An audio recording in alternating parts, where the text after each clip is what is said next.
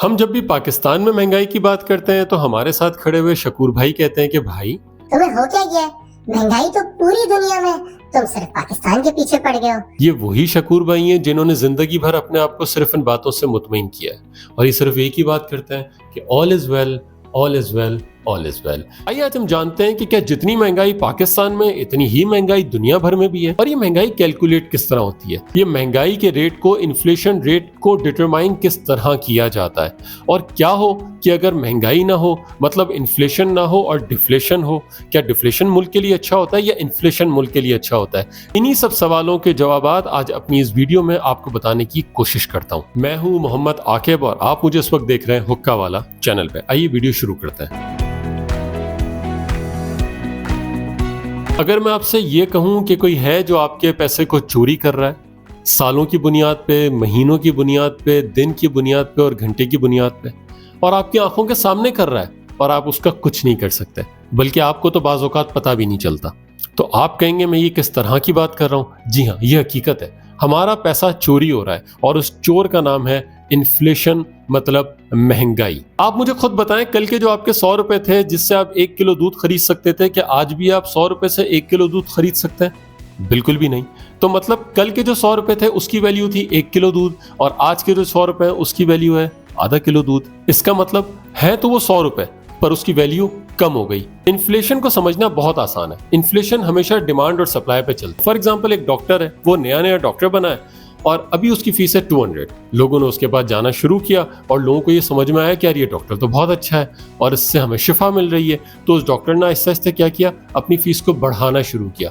क्यों बढ़ाना शुरू किया? क्योंकि वो डॉक्टर समझ गया कि उसकी डिमांड बढ़ गई है, लोग उसके पास ज्यादा आ रहे हैं। उसके दिल में आया लालच और उसने कहा यार अगर मैं एक दिन का 1 लाख कमा रहा था तो अब मैं क्यों ना 4 लाख रुपए कमाऊं, और उसने अपनी फीस को बढ़ा दिया। अब जो उसने अपनी फीस को बढ़ाया, ये एक्चुअली क्या हुआ, ये हो गई इन्फ्लेशन, ये हो गई महंगाई। बिल्कुल ऐसे ही महंगाई का जो फॉर्मूला है ना, उसमें एक पार्ट बहुत इंपॉर्टेंट है, वो है सीपीआई, कंज्यूमर प्राइस इंडेक्स। अब ये नाम सुन के आपने घबराना नहीं है, मैं बहुत आसानी से आपको समझाता हूँ। कंज्यूमर प्राइस इंडेक्स क्या होता है? वो ये होता है कि आप साल भर में जितनी भी गुड्स एंड सर्विसेज यूज करते हैं, फॉर एग्जाम्पल आप डॉक्टर के पास जाते हैं, आप लॉयर की फीस देते हैं, आप खाने पीने की अशिया खरीदते हैं, आपकी ट्रांसपोर्टेशन होती है, आप घूमते हैं फिरते हैं, कुछ भी साल भर में, अगर मैं इसको और आसान कर दूं तो ये आपकी कॉस्ट ऑफ लिविंग है।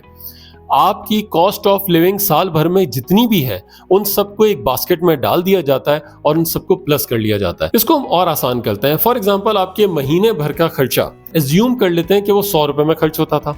ये बात है 2 महीने पहले की, और आज जब वही सब हम खर्चा करने जा रहे हैं तो वो खर्च होता है 220 में या 210 में।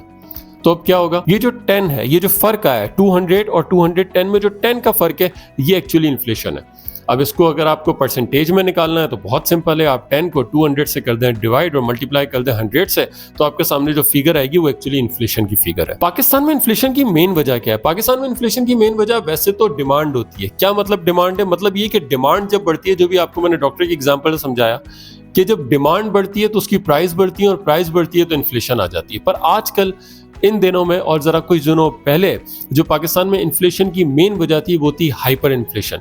हाइपर इन्फ्लेशन क्यों होती है? जब आपकी करेंसी डी वैल्यू होती है तो आपके मुल्क में हाइपर इन्फ्लेशन आती है और किसी भी मुल्क के लिए इससे खतरनाक सिचुएशन कुछ भी नहीं हो सकती। पाकिस्तान में आपको पता है कि हम ज्यादातर चीजें इंपोर्ट करते हैं क्योंकि हमारे मुल्क में बदकिस्मती से कुछ ज्यादा बनता नहीं है, तो जब इंपोर्ट करते हैं तो हमें पेमेंट करनी पड़ती है डॉलर के अंदर। तो अगर आपकी करेंसी डी वैल्यू होगी, मतलब पहले 200 की थी और अब हो गई है 280 की, तो अब 280 रुपए देके आप कोई भी $1 की चीज खरीद पाएंगे। इससे क्या होगा कि वो जब चीज आपके मुल्क में आएगी तो वो महंगी होके आएगी और जब वो महंगी होके आएगी तो इन्फ्लेशन होगा। अब हम जवाब देते हैं अपने शकूर भाई को, जो ये कहते हैं कि महंगाई तो पूरी दुनिया में बहुत ज्यादा है, तुम सिर्फ पाकिस्तान के पीछे पड़ गए। तो आइए जानते हैं कि दुनिया में महंगाई है कितनी। अगर मैं बात कर लूं 2023 की, नवंबर 2023 के नंबर्स के मुताबिक पाकिस्तान में जो महंगाई है वो है 30%, 30% महंगाई है। और यही अगर हम बात कर ले इंडिया की, तो जी इंडिया में महंगाई है 6.7%। कितनी?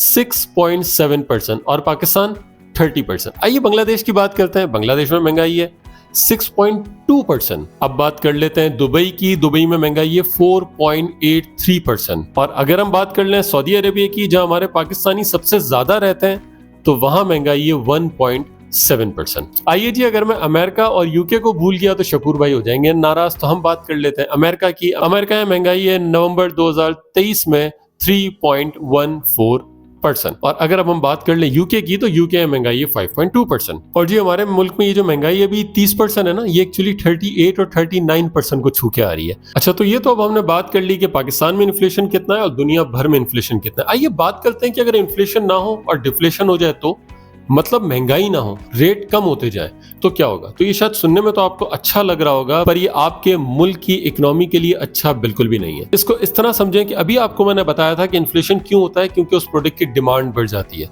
तो अगर आपको कोई कंपनी लगानी है या आपकी कंपनी ऑलरेडी और आप कोई प्रोडक्ट प्रोड्यूस करते हैं और उसकी डिमांड ही नहीं है, तो आप क्या होगा, आप अपनी कंपनी के साइज को कम कर देंगे या अपनी कंपनी को बंद कर देंगे। अगर आपने कंपनी को बंद कर दिया तो लोग बेरोजगार हो जाएंगे और अनएम्प्लॉयमेंट हो जाएगी। और अगर अनएम्प्लॉयमेंट हो जाएगी तो ये किसी भी इकोनॉमी के लिए सही नहीं है। उस इकोनॉमी की जो ग्रोथ है, उसका जो स्केल है, वो सुखड़ता जाएगा। तो इन्फ्लेशन होना ये अच्छी बात है, पर इन्फ्लेशन आइडियल होना चाहिए। और आइडियल इन्फ्लेशन क्या है? आइडियल इन्फ्लेशन है 2%। तो अगर आप चाहते हैं कि पाकिस्तान की इस महंगाई में आपको किसी से मांगना ना पड़े और आपकी सैलरी और आपकी इनकम के अंदर ही आपके खर्चे पूरे हो जाएं, तो अपने खर्चों को कैलकुलेट करके चलें। अपना बहुत ख्याल रखिएगा। अपनी और किसी वीडियो में आपसे फिर बहुत जल्द मुलाकात होगी। Till then take good care of yourself. अल्लाह हाफिज।